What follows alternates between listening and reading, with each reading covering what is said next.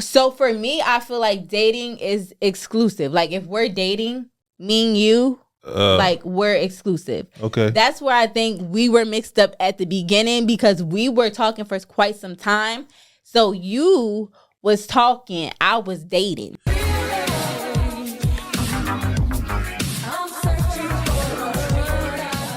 What's up, real ones? Welcome back to the Relationship Podcast, where we're bringing the real back to relationships. Yes, sir. I'm Asha Steele. I'm Devin Steele. And we're so excited that you guys are tuning in today with us. Yeah, we got another great episode for y'all today.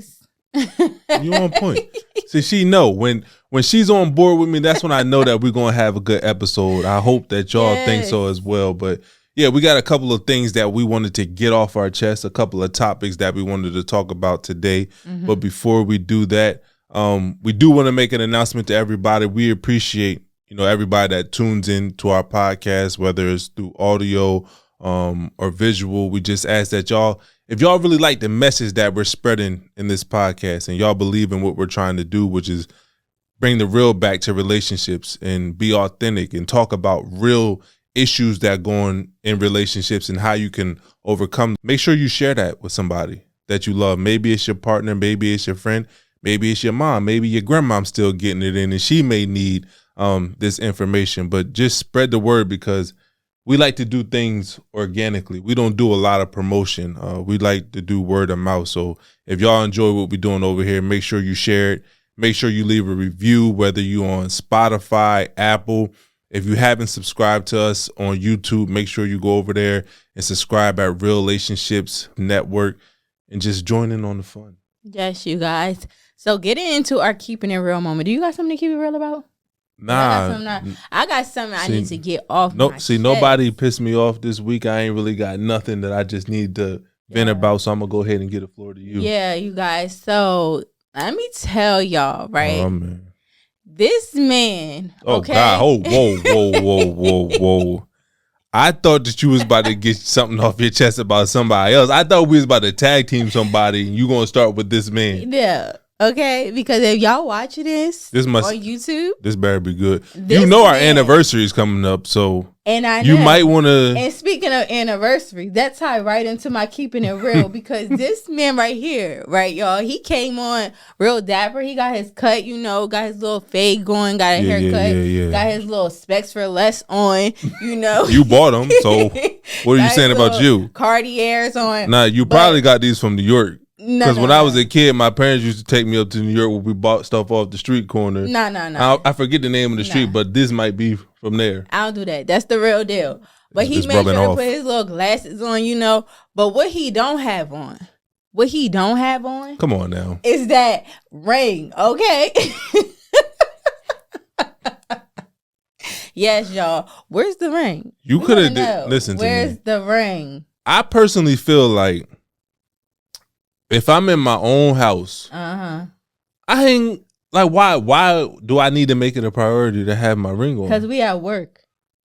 So when you work, when you go to work, you make sure you put on your work attire. Nah, but I don't want my coworker to know because I might be trying to I might be trying to do some things with her. Your coworker got her ring on. That's what's up. That's what's up. So I only deal with my husband. You feel me? Well, me and you are different. No, but I don't like our marriage is so public. Like I don't walk out the house intentionally without my ring, but there are times where I be on the move, I'll go to the store, run to the store, and I don't have my ring on. But like I'm so public with my love for you, like I publicly declare my love for you. That is the ring really that big of a deal? Well, no. Sitting here right now, it's not. I just thought that was funny because every time I see him and I look at him, if he goes somewhere, I'm like, "Where's your ring at?" But why? If it's not that big of a deal, why you be looking at? Because there's times where I may leave or run an errand and I forget to put my ring on because I left it on the counter while I was doing dishes or something. But I wonder, what? Did you just speak English? I was talking fast. What did you say? I left it on the counter while I was doing dishes. Okay. And then I ran out to run errands. All right. Okay? But yeah, so I wonder, I think we should have a poll, you guys. Is that a big deal? Like if your spouse leaves the house and they don't have their ring on? Because I also think it's the character of the person.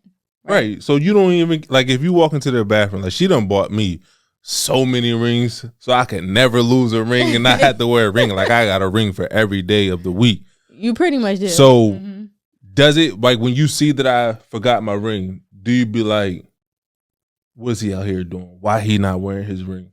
No, I just think that you should have it on. That's because I'm a stand-up guy. That's what I'm talking about. When your wife ain't got to question you, why you not wearing your ring, where you going, where you been at. She ain't blowing up your phone all the time to try to find out what you doing. You know you doing something right, or maybe she doing something wrong too. You know what? Cut it out. You think so? I don't know. Don't take that word as Bible. But she might be doing something just as bad. Next time, put your ring on. I got you. Okay. I won't let this happen again. Okay. You didn't have to waste a keeping a real moment on me though. But no, you guys. So let's get into a message from a real one. Message.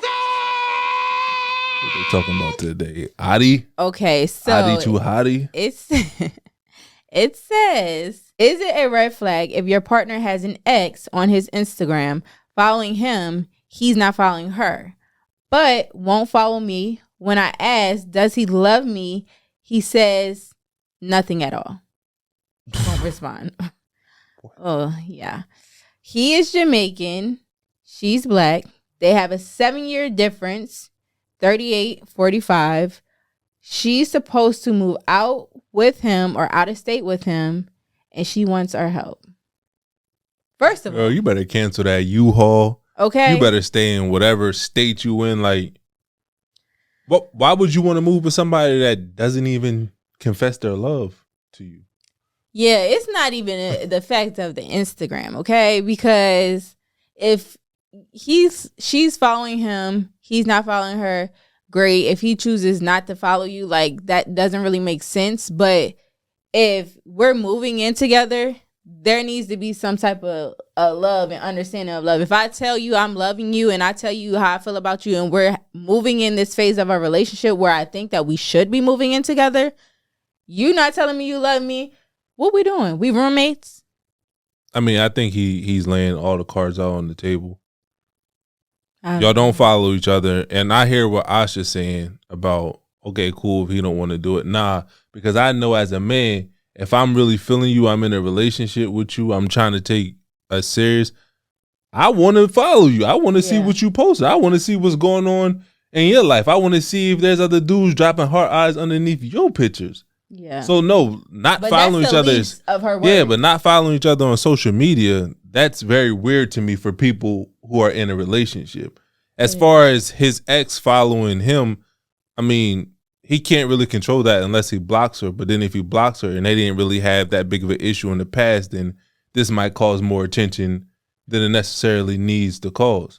But if you've been asking him to follow you, you've been asking him, does he love you, and you're not getting a response, then that is the response. So no, don't move. Yeah, no, I don't think, like I said, I feel like the social media is the least of your worries, just because if you're telling him you love him and he's not giving you anything back, not saying anything at all, that's a problem in itself. You have no clear understanding of where his love is for you, for y'all to be moving to that next level. Like I said, are y'all about to be in a phase of being roommates and then move forward? Like, I'm not understanding that. So I would hold off on the move. I would definitely wait, if you feel like you want to be with him, for him to really profess his love to you and let you know that he wants to be with you. And then let's talk about the social media, because like Devin said, if he's not following his ex, she's following him. If it's an issue for you, he can block her and that'll be that. But why isn't he following you on social media? Yeah. Like what is there? Is he posting pictures of you? Like, what's going on there that's causing him to not do that? So yeah, it's a lot of things that need to be unpacked before you make that move and make that next step in your relationship. You're honestly, and I don't even like doing this, but you really setting yourself up for failure, because there are already a bunch of red flags that's going on in this relationship, right? And then if you make the decision to move with him and y'all are living together, we already discussed on podcasts before that people who live together before a long-term commitment are 80% more likely to end in a breakup or divorce. So the fact that y'all already have some challenges that you're going through in your relationship, and then you're going to add living together on top of it, you're really setting yourself up for failure, like I said earlier. So I think that y'all should try to work through your issues. If this is something that you really want and it's something that he wants, then y'all need to work on these issues before you take that next step of moving in together. Yeah, definitely. So before we get into the topic, I know it was a couple things that you wanted to discuss because a lot of things, of course, going on in social media and the world around us. So what's some things that you wanted to touch on before we get into it? Man, so the first one is just definitely shout out to the LSU girls basketball team. Yes, round of applause. Yeah, y'all snapped. Y'all did y'all thing. Yes. But after the win, they played against Iowa. After the win, Jill Biden, the first lady, made a statement that she wanted both LSU and Iowa to come to the White House to celebrate. Now, for those of you who don't follow sports, normally only the winners go to the White House to celebrate. Not the losers, not the runner-ups. Like, there's no participation trophies. You lost, stay at home. Like, only the winners go. But she made the statement that she wanted both of them to go because she thought it was a good game and Iowa played hard and they showed good sportsmanship. And, you know, we're not going to get into why she may have took those sentiments on. But social media, the world, sports world was in an uproar about Jill's comments. Right. So I think a couple of days passed, maybe 24 hours passed, and Joe Biden basically made a statement, not addressing what Jill said, but saying, you know, he's going to welcome LSU to the White House in UConn's men's basketball because they won a national championship. And when I read that, I thought to myself, let's separate him being the president, because I know he had to make a public statement, although he didn't directly address what Jill said. But if your spouse does something like that, or they say something that you don't necessarily agree with, do you address it publicly right then and there, or do you handle it privately with your partner? So that's a good one. I feel like if it's on social media or just in general. Just in general, like even if y'all at a dinner party and I say something wild and you just like, what did he just say? Like, do you correct me there, or do you stick by me and then when we get home or we get into the car, we have a discussion? Yeah, I feel like it depends on. I feel like it depends on the topic, kind of, or like the severity of what's being said. Like if it's something like wild, crazy, like that, I'm just like, nah. Give me an example of wild, crazy. Like something that goes against, not some type of crazy stuff that's about to get us scandal. But what's I don't know, wild, crazy? But just something that goes against like our morals or values, like something that's like way left, like.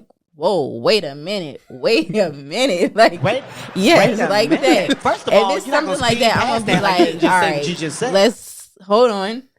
Maybe, let me give you this little tap. Like, you going to be hitting me with your leg underneath the table? Let's simmer it down a little bit, because I don't know what you're talking about, okay? Yeah. But, no, I think it's definitely a conversation that you could pull your partner to the side and have before you address it publicly, especially if it's something very deep and something that you don't agree with, right? Where it's going to cause an uproar, cause commotion or something. People are going to be in disagreements about it, or even if you don't agree with it, it's like, nah, let's talk about this. Like, I understand where you may be coming from. This how you feel, but I don't know about this. So let me go ahead. Let's pull aside. Let's talk about this. And then you be like, you know what? Maybe you can come back to the conversation and be like, I was wilding. You know, I had to take a time. Talk to my wife. She let me know I was tripping right now. All right. So I think something like that, definitely. Because if you doing things that you know that you're not supposed to be doing or saying, and you know that it don't make no sense, you just trying to be right. Right. If that's right. Right. But it was wrong. Right. We're gonna have to address I'm really wrong, so I ain't really gotta worry about that. But no, I think you're right. I think it really depends on the topic. But for the most part, just speaking in general terms, if you say something or do something, I'm not speaking about it publicly. Like, I'm going to talk to you privately. And if we think that it's if it's the best decision for us to go public with it together, then I would do that. Right. But I'm not going to sit up there and come at you publicly to appease other people, to make other people happy. Because at the end of the day, you're my wife. You the one I got to live with every single day. You the one I got to wake up to. You the one that cook my meals, and I don't want you poisoning me. So I got to be careful about the things that I say. But as a team, it's like we win together, we lose together. So we're going to handle it internally. And if we come to the agreement that we need to speak out publicly about this, then we'll do it. But I'm not throwing you under the bus publicly. Yeah, I think so. That's true. I think that even in his situation, you had to address it publicly. But the fact that you didn't demean your wife or come at your wife or throw her under the bus while you were actually addressing the issue was the right way to do it. I just wish I would have heard that conversation, because let's just say, because who knows, he might have agreed with her. Jill might have been texting, hey, Joey, so I'm thinking that maybe we should bring them both to the White House when she was watching the game. And he was like, yeah, I think that'll be a good idea. Let the media know that. Then the firestorm hit and he like, what the heck, Jill? What did you just do? So you don't really know what would have happened. But yeah, I would think if they didn't have a conversation and she made that statement and then you saw the media firestorm, he had to be like, yo, what were you thinking? Yeah. It probably was a very interesting conversation. So I'm interested to see, like, if your partner says something or does something that you don't agree with, do you address them publicly or do you address them privately? Let us know. Leave a review, write us a email, questions, relationships podcast, or just drop your answer in our comment section. Okay.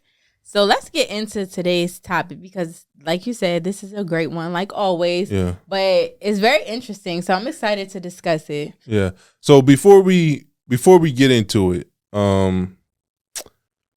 we posted a video not too long ago on our social media.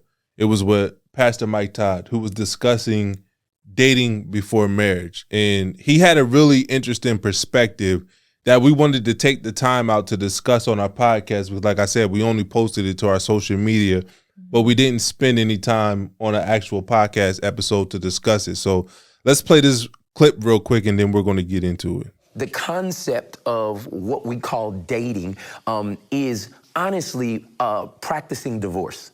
It's like getting with people to then figure out if you kind of want to be with them, and then you get out of it. And then we're taught, like, as young people, like, try it as many times as you want to until you find the one. But what you've done is you've formed unknowingly a habit of getting into things and getting out of them. Oh, wow, I've never heard anyone say that. So what ends up happening is when you get into a marriage and you're like, they're better than everybody else, and oh my God, I love them, and they bought me the right ring, and you go all that other stuff. When it gets tough, you're like, the first reflex I know to do is get out of it. Yeah. And that's why divorce is higher right now than it's ever been. So what do you think, Asha? Is dating preparing you for divorce? And so to give y'all a little backstory, when we saw this clip, me and Asha had a conversation about it because I think it's an interesting perspective. And I think there's a lot of validity to what he's saying. But I think our experience and our dating history, things started to show up in our marriage about how we handle things. So let me hear your thoughts on what he just said. So I thought it was an interesting perspective. I felt like, which we discussed, the verbiage for me from the dating portion to the getting into relationships. Because a lot of people be like, well, aren't you supposed to date before you get married? How are you going to find the one if you don't date, right? And I think it was the verbiage of getting into those relationships, right? Being in relationships with multiple people versus just dating, right? So are we defining dating as being in a relationship? Well, okay, because y'all know I love to pull out the Webster's Dictionary. So dating, okay, is defined as the stage in a person's life when he or she is actively pursuing romantic relationships with different people, right? So that's not saying that you're in pursuit of, right? But don't y'all use that interchangeably? Because when I think back to me and you treated dating as if we were in a relationship. Okay. So I don't think that the majority of people separate. Well, women don't. Yes. I'm just going to go ahead and just say that about all y'all. Breakdown, I was ready for this answer, okay? So I have a breakdown, right? Because I like to think of it as, which we talked about before, dating with intentions, right? So intentionally dating, however you want to describe it, but just making sure that you're going out and being intentional about who you're dating and what you're looking for. Because of course, like he was saying, if you're out here, you're dating this person, you're dating that person. We talked about it before on another podcast, having soul ties, having connections with all these people. So it's so much that goes into it, and it's very draining. So I think when you date with intention, you're a little bit more focused on what it is that you want your end goal to be, right? And so to me, it's like the phases of, or the evolution of your relationship with the person that you want to be with, or your lifelong relationship, right? And so when you first meet the person, y'all are in like this talking phase, right? Where I'm getting to know you, we're talking on the phone. It's too much terminology. Time, right? Yeah. Okay, this is how we start. Talking, we meet, okay. And we're talking, right? We're getting to know each other. We're discussing, what we see for our future. We're just having that phase. Now that phase, okay? Whoa. Oh, so in the talking phase, we're discussing our future together? Not necessarily together, but what we see for our future. You're getting to know. Okay. Like I said, we're dating with intention. So you want to ask certain questions so that you can get to the next phase. Okay. This is how we be intentional, right? We wasn't intentional. So I'm most people ain't intentional. I'm learning from my mistakes, okay, you guys. I'm trying to give y'all the things that I didn't know, okay? So we're talking, we're getting to know. Now from there, we get into the dating phase, right? Which is talking, then dating. To us being exclusive, right? When we're dating. Oh, dating is exclusivity? So for me, I feel like dating is exclusive. Like if we're dating, me and you, like we're exclusive. Okay. That's where I think we were mixed up at the beginning, because we were talking for quite some time. So you was talking, I was dating, and there was a confusion. Okay. But the interesting thing about the dating phase is sometimes it can involve, you being sexually active with the person or not sexually active with the person. The talking phase can involve that. You know what? It can. Because they be out here getting it loose. Absolutely can. But for me, I feel like I said, going back to that intentionality, that's when it should be, for the most part, unless you're trying to do it right and waiting till marriage, not all of us can do that. But that's usually that phase, and it's no specific time frame. Oh, this phase is 4 months, this phase is 5 months. It's depending on how intentional, how you are being with that person. If y'all getting to know each other, how much time y'all spending together, life circumstances, right? And so from there, after we're dating and we've made it official, we are committed, whatever the case may be. Now your next step would be, if you're moving forward, the engagement phase. So, let me get this right. Let me get this breakdown right. Okay. So you go from talking, you go to dating, which is exclusive. You said. Yeah, we date. So so my question for you then is this: if dating is exclusivity, what is being in a relationship? That is the relationship. What do you mean? No, absolutely not. Relationship. Absolutely not. See, this is where we went wrong. Why? Okay, so I get it. So talking, right? Mm-hmm. When me and you exchanged numbers, right? We're talking. We were on the phone talking. Mm-hmm. Okay. I come home. I came back to Delaware after a month, and we went out on a date together. A date. All right. Nice. So listen. Mm-hmm. And I enjoyed your company. Right. So then we move on to the dating phase where I started to spend more time with you to get to know you. And then I asked you to be my girlfriend, which then brought us to the relationship phase. So I don't think that dating is the relationship, because if dating was the relationship, why did I ask you to be my girlfriend? No, dating, we're dating. If we're dating, we're going out, we're doing that, then we make it to that exclusivity part where it says, okay, now that we're dating, I want you to be my boyfriend. I want to be your girlfriend, that type of thing. We're still dating. But now we have that exclusivity. Is that a word? Yeah. I don't even know. But now we're exclusive, okay? Mm-hmm. That is where the relationship comes into play. Right. It's not we're dating and then we go into the relationship and then we go into engagement. No, the dating phase, like I said, it's that phase is kind of a long phase, okay? We're dating, we're going out on a date. I don't think men would agree with this. Exclusive. I don't think men would agree with this. That's fine. But while we're still boyfriend and girlfriend, we have that, now we're exclusive. We're still dating until we get to the engagement phase. Okay? And then after the engagement phase, then hopefully we arrive at the marriage. Okay. So those are the steps that you should be taking to get to that. Okay. So then you would agree with him that dating, which is being in a relationship, in your eyes, is practicing divorce?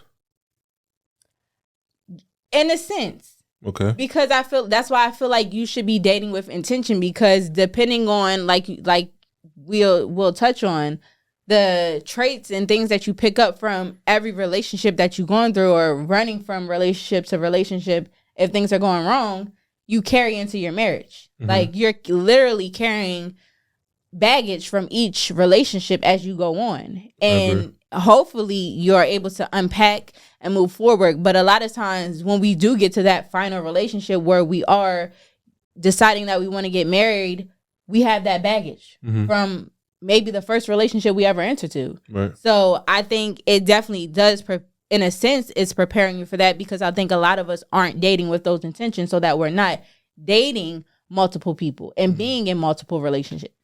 No, I agree. When I first heard this video, I was on the fence with it. Mm-hmm. I didn't know if it was practicing divorce, but the more I thought about it, in relationships, like when you're dating, I'm going to say relationships. It's too confusing. Right. When you don't have that long-term commitment, like, all right, I want to marry you for life through sickness and health, to death do us part, like that type of commitment, what you learn to do in relationships, if this person is not what I like, then let me go ahead and leave. Mm-hmm. So then you keep bouncing around until you try to find the right partner. So then when you do find somebody that you think is the right partner, the first 2 years is good. Maybe the first 3, 4, 5 is good. And then when they start doing things that you don't like, your past has taught you, when your partner is not being the type of person or the type of partner you want them to be, then your response is to leave and find somebody who will be that partner for you. So I think in that sense, it's setting you up for divorce, because you're not learning to work through your issues and overcome that. Because no matter who you meet, nobody's going to be Mr. Perfect. Nobody's going to be Miss Perfect. Mm-hmm. We talked about before in episodes, there's going to be perpetual problems that you face, which is basically your partner's going to do things, or they're going to have certain mannerisms that you're not going to like, no matter who the person is. That's just a part of growing with somebody that is completely different and had a different background than you. Mm-hmm. And you have to learn to get used to that, or accept that person for who they are, without trying to change those certain behaviors or qualities about them. Right. So you're always going to face issues in a relationship. And if your first response is, let me go ahead and break up with this person and leave, then like you said, you're going to pick up those habits when you get into a marriage, because that's not something you can just stop.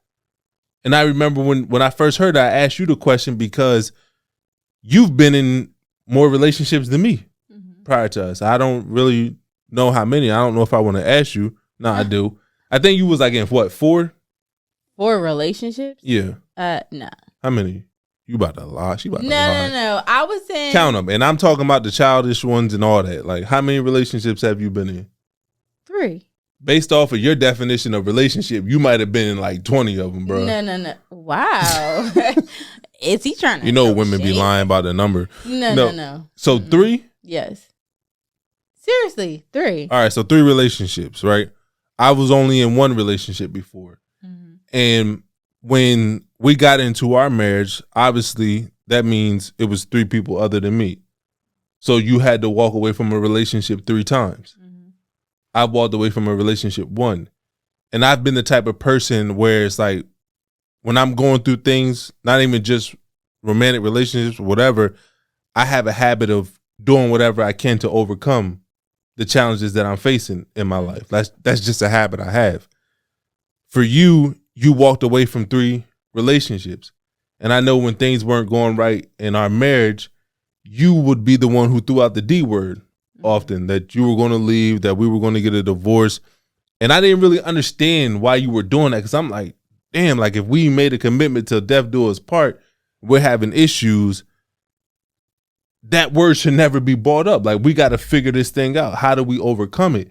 And I had asked you, like, do you think your past experiences in romantic relationships, you walking away from 3 other relationships, impacted your behaviors when we were having challenges in our marriage? So that's tricky, because I feel like the whole dating and walking away from a relationship, I feel like the dating or being in a relationship, to me, from my experience with more than one relationship, was helpful for me, right? Because I was able to learn from those relationships, so that when I did get in the marriage, I understood what exactly I was looking for, right? Okay. And I was able to pinpoint things that I had seen that maybe had been a red flag in this person, or situations that may have occurred that I saw show up here in the next relationship, where it was like, okay, I can identify this happening, so I know what this is ahead of time. So to me, that was beneficial, because it was like I knew what I was getting myself into. So I didn't look at it like, oh, I'm walking away, so I'm setting myself up for divorce. It's like I'm able to see and acknowledge what those red flags are, or what it is that this person is doing that I don't think is going to suit me, right? And I think it was probably more important if I had been in the phase of not just a relationship, but just like not the committed relationship where, you know, we're sexually involved or we're like emotionally tied to each other, but just talking more, or getting to know each other more, just like dating, where it's just not nothing else involved, our feelings aren't getting involved. We're just trying to know each other, so that I could get to the point of seeing the red flags before I was romantically involved with a person, right? Because I feel like once you do that, once you involve that element into it, that's where things start to get tricky, right? You start to, like I said, have those soul ties, and you're having those connections with people who really aren't deserving of having those connections, right? And I think that's where the issues come from, and all the baggage comes from. So I feel like the dating part of just getting to know certain individuals and to know what it is that they were doing that I did or did not like, and how it translated to the next person, like, oh, okay, this not suiting me. I don't feel like this is the type of man that I want to be with, was helpful. But like you said, the trait, I guess, or the idea of, oh, if something gets tough, I'm gonna pick up and leave and go to the next, probably was a habit that was formed, right? Because it was just like, you can easily just walk away. Like, I don't have to stay committed to this if I'm not happy with this, and I'm gonna just leave. And I think that's what a lot of people... Hold on. Don't just breeze past it, because I think that is a message that really needs to go out there. And maybe that, and I think that this message should come from you, only if you agree. But I would assume you agree based off of what you just said. Okay. Because a lot of times when you look at marriages that end in divorce, you often hear women, and I won't say men never say this, but I've never heard a man say this, where they say they left the marriage because they weren't happy. You just talked about that before. You thought that you can just walk away when you're not happy in a relationship, but things are a little bit different in a marriage. Do you think that women should just walk away, or anybody should walk away from a marriage because they're not happy? I don't think if it's just, I'm just not happy, because I feel like a lot of factors go into your happiness, and being happy is not just it's not like an emotion that you just wake up every day and you're going to feel. A lot of things contribute to your happiness. And so I feel like to just say, oh, I'm in this marriage and I want to leave because I'm not happy, it's not good enough in a sense just to say. It's like, what factors into making you feel like that? I feel like your happiness is very important, but we also have to know, like, with the happiness, you're going to have sad days. You're going to have bad days. That it will come whether you're with a person or you're by yourself. That's how life is. And so I think it is what you're putting into that marriage and what you're pouring into each other, so that you understand that, okay, I may not be happy today, but why is that? Yeah. What can I do to fix that and to make sure that tomorrow I am? Or what can we do to make sure that tomorrow we are? Yeah. I think that's important. But in a relationship, I feel like you do not compromise your happiness. And I say that because only for my circumstances, the happiness fell from the lies and the cheats, infidelity. I'm not infidelity, but the cheating, just all of that spitefulness, deception, right? I can't trust you. Dishonesty. And so from that, I'm not about to sacrifice my happiness for that because I know what you're showing me, right? And okay, some people can change, but it's just like I said, once I saw the red flag of that happening, I knew what it was. And I was just like, okay, I'm not doing this. So I think it just depends on the person. Like when you set those boundaries to say what is okay and what's not okay in a relationship, you're setting a standard to say, okay, this I'm not going to tolerate. This is a non-negotiable. I don't want to get into a marriage where I'm saying, oh, it's okay if the person steps out on me. Right. That's going to be okay. Right. So. No, I agree. I think you brought up a good point that happiness is fleeting, like every emotion that you have. So one day you might not be happy. The next day you might be happy. It really just depending on what is going on in your life. I feel like for me, inside of our marriage, respect and honor is more important than my happiness. Because like I said, emotions are fleeting, but respect is an action that people take towards you. Honor is an act that somebody takes towards you. So yeah, there may be challenges that we're going through in our marriage, but as long as respect and honor is still present, then I'm still present. Right. I'm still showing up in our relationship, and we're going to work until we are able to build up our happiness together. Most people don't even know what happiness is to them. Yeah, that's true.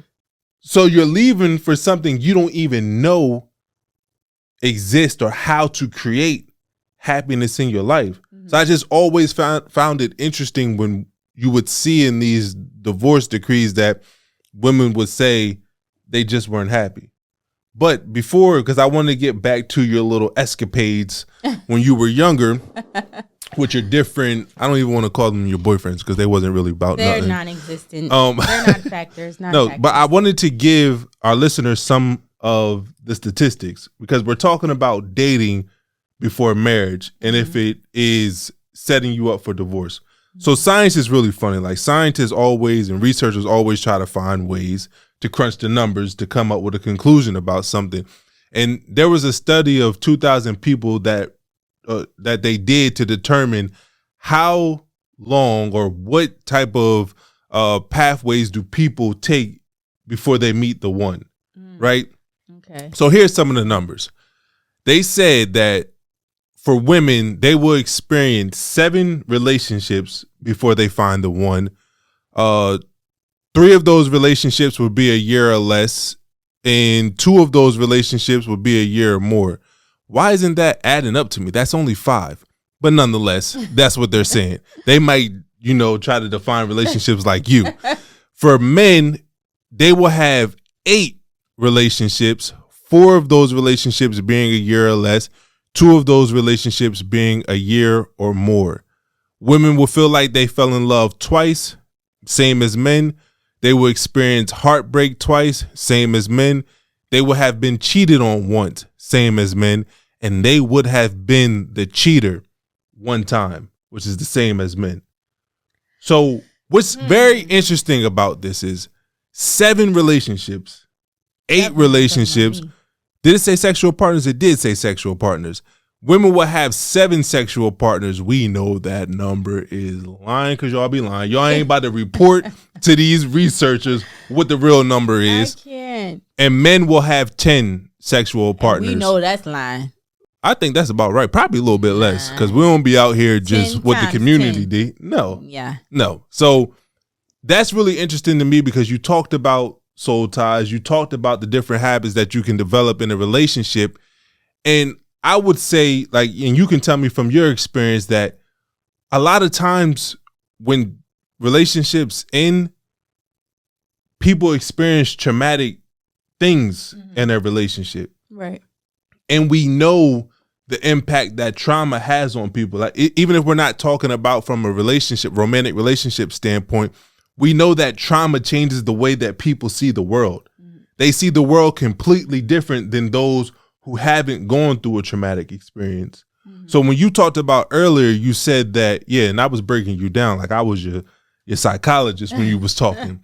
But you talked about earlier how you having those relationships may have been a good thing for you because it allowed you to see the red flags that you didn't see before. Right.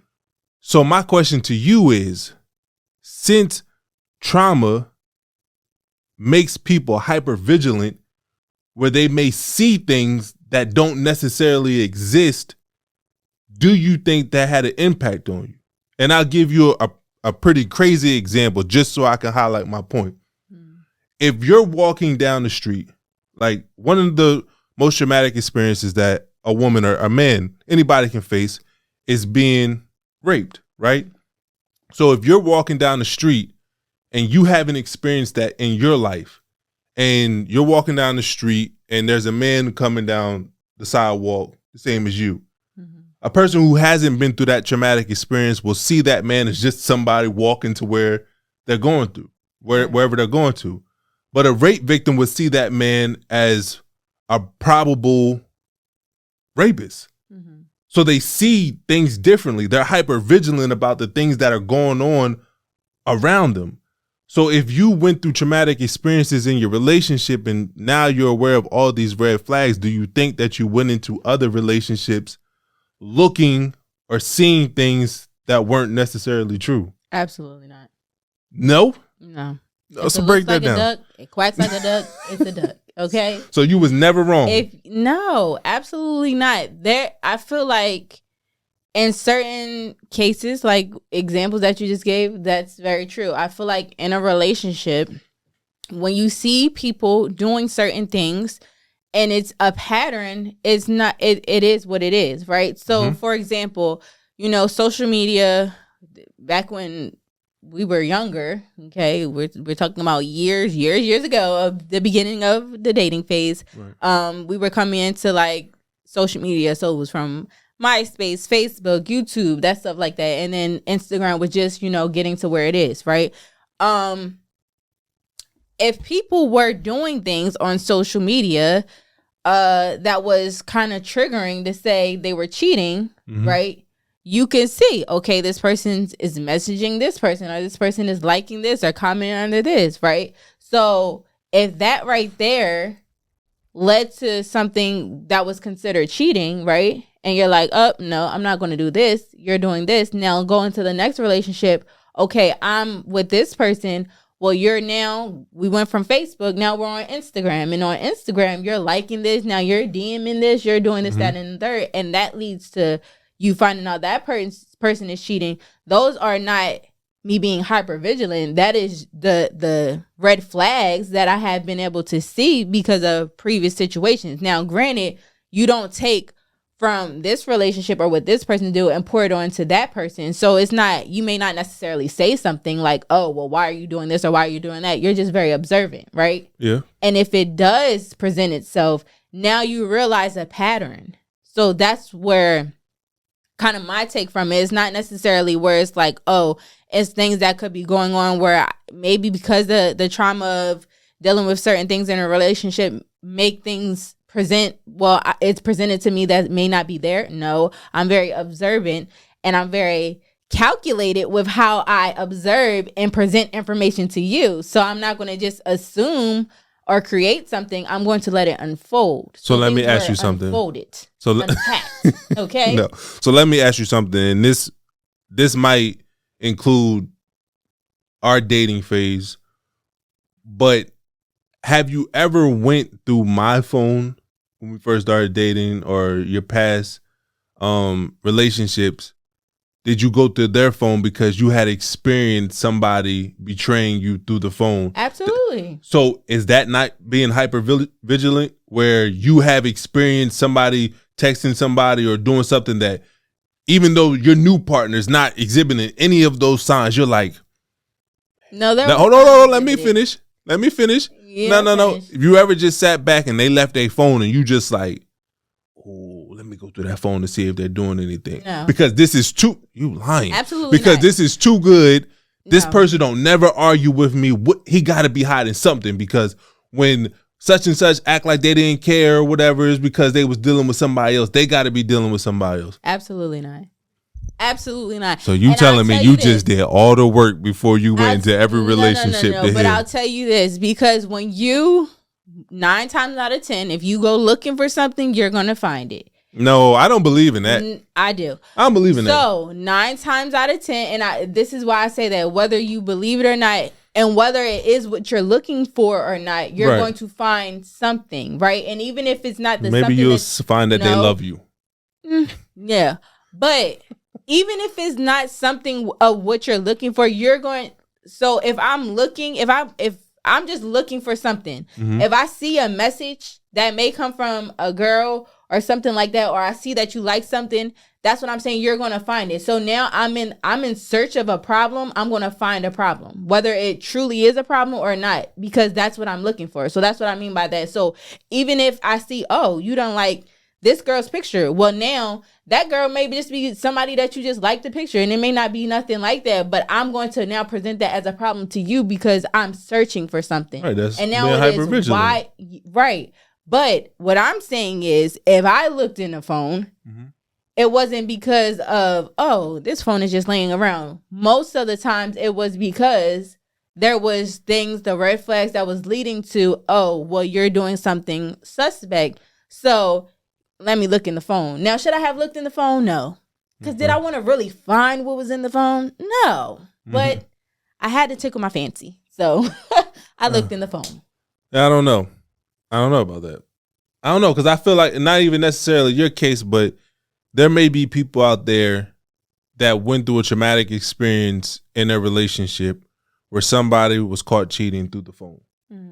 So now, even if they get into a new relationship, they haven't done the work, because one of the ways that you overcome trauma is to teach yourself or to rewire your brain to understand that the threat is no longer there, right? That's how trauma still has a hold of us, if we feel like the threat is still surrounding us. Like we stay hypervigilant about things that can harm us because our brains are designed for survival, right? So if you go into a new relationship without doing the work to realize that that threat is no longer here because you're no longer in that relationship with this person, you get into a new relationship and now you're looking for them to exhibit the same behaviors that the other person did.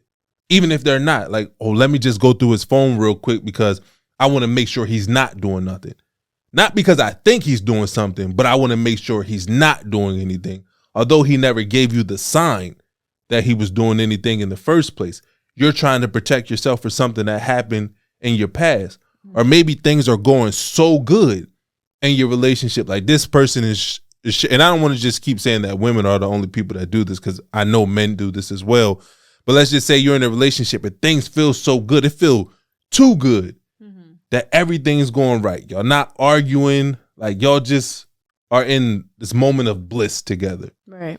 And it feels so weird because your last relationship was so toxic that you just want to start an argument out of nowhere, because one of the things, again, when you experience trauma, it's weird because you will want to do the things that caused you trauma in the first place, because that reliving those moments help somebody who is going through a traumatic experience feel alive again. So you not arguing all the time makes your relationship feel dull because it was so much chaos in a relationship before. That became your normal. That became what you're used to. So now you're starting an argument because you want to feel alive again, not because there was something done that caused the argument. So although you may not have gone through that, you probably ain't about to admit it anyway, but I know that impacts a lot of relationships. So when he says that you're practicing divorce by dating a lot of people, I look at it as, yes, you are developing habits, but you are also accumulating trauma, but for the majority of people, that will impact your relationship in the long run as well. Yeah, I think that's true. I just feel like the beauty of all of that is for you not to go through the trauma or to unpack the trauma, is to present that trauma to potential partner, right? And to have those conversations. That's why I always say just to be intentional, because it is, yes, we go from relationship to relationship and you're picking up this trauma, you're picking up this baggage. But when you are seeking an actual long-term relationship to hopefully be married and find the one, you have to have those important in-depth conversations. You have to unpack that trauma and heal on your own, but you also have to be able to present it to your potential partner to say, you know what, this is a trigger for me, or this is something that has affected me in previous relationships, and see their take on it as well, because y'all are two different individuals. So maybe what they feel is acceptable to do, you may not feel acceptable because of your past, right? And that may be a standard for you moving forward to say, you know what, this is not something that I want to deal with, or this is how it affects me. What do you think, right? And so I think when you have those conversations, that's very important. That leads into the whole dating phase, because let's really date. I feel like a lot of people aren't dating with intentions. A lot of people aren't having those certain conversations. A lot of people aren't healing from the past relationships, right? And so it's inevitable that when you do get into your marriage, a lot of the times you feel like, okay, well, now I done loaded all of this onto this person, and this man is unpacking, or this woman is unpacking things from your boyfriend in 1993 and this year 2023, right? And so we have to really like heal. You had a boyfriend in 1993? Wasn't you only like 4? Absolutely not. I was about to say that you said 3 relationships. This looked like called out a number. Okay, I was nowhere near having a boyfriend. Busy, young. Nowhere near having a boyfriend at that age. Okay, it just came to my head. I should have said 2003. Okay? You should have said something like that. Better. But no, like we have to heal from those relationships. We have to learn to let go of that baggage, right? That's hard though. It's very hard. But I feel like that's important, especially when you go from one relationship to the next. You have to learn to heal and let go before you get into another one. Because whether you like it or not, whether it be a duffel bag or a makeup bag or a book bag, you're going to pick something else up from the next relationship. Yeah. Whether it's good or bad, you're going to. And so I think that you have to lighten the load before you can go on to the next person, right? Yeah. And make room, right? Because if you are carrying this bag, you may want to bring in whatever positive things that this person has to offer, but you have so much toxicity and negativity and trauma built up in that bag that you can't really open up and let that person in. And so I think that's the most important thing, that when you are dating, to be able to heal and process and to let go and to move forward before you just go into the next relationship. So that way you can have a clear mind to be like, you know what, this is the right one. And when I do get in this one, I'm not going to hold this person accountable for past people. Yeah. No, I agree. But like I said, the reason why I think it's hard is because when you experience trauma from a relationship, when certain things happen to you, and sometimes, you know, we experience a lot of shame. Like you talked about in previous episodes, like I can't believe I allowed this to happen to me. I can't believe I allowed this person to do this to me. Like we hold this shame, and we don't really want to talk about it to other people, especially people that we're getting into a new relationship with, because we may not want to feel weak. We may not want them to look at us differently. And another big challenge that you would have to deal with is trust, to be able to be that vulnerable and open up with somebody, and you know that they're not going to weaponize it against you. Because there are good people out there, but there are some people that will take advantage of you. So they'll listen to all the things that you have been through in your past relationships, and they'll act like, man, I'm there for you. I would never do nothing like that to you. But secretly behind your back, they're doing those things. Right. And when you're starting to recognize those patterns, they'll weaponize your vulnerability against you and be like, oh, man, you tripping. I wasn't doing nothing. You just experienced this, that, and the third in the past, and now you're trying to put that on me. So it's a lot that goes into opening up with a new partner about the trauma that you experience. And I think building up that trust is so important in the beginning before you allow yourself to open up, so that it's not weaponized against you. Because like I said, people will take advantage of you. Right. Yeah, I think that's really big. You definitely have to be careful and mindful who you're opening up with. Yeah. I don't know. Y'all know my word. The word of the day is intentional. Okay?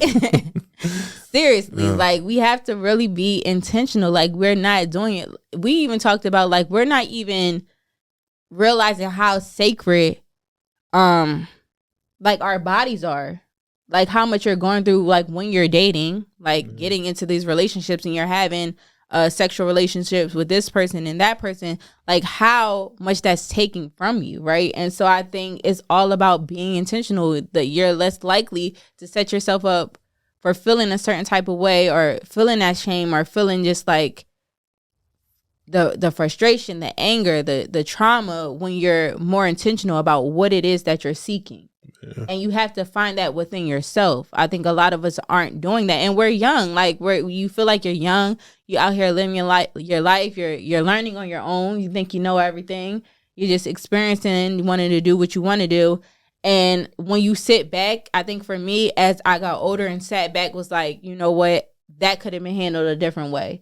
Or I didn't have to go through this to learn this or understand this, right? I think that's when you start to come to that realization, that aha moment to be like, you know what, maybe I shouldn't have, right? Yeah. So I think that's why I keep stressing the word, but like when you do seek to have guidance of what it is that you want in your life and what you want for your future, then you don't make the same mistakes that you made before. Man, you just said something and it just hit me, because maybe this is something I got 3 daughters. You know what I mean? This is something I may have to sit down and have a conversation with them at the right time. But you talked about how sacred your body is when you're going through these dating phases and relationships.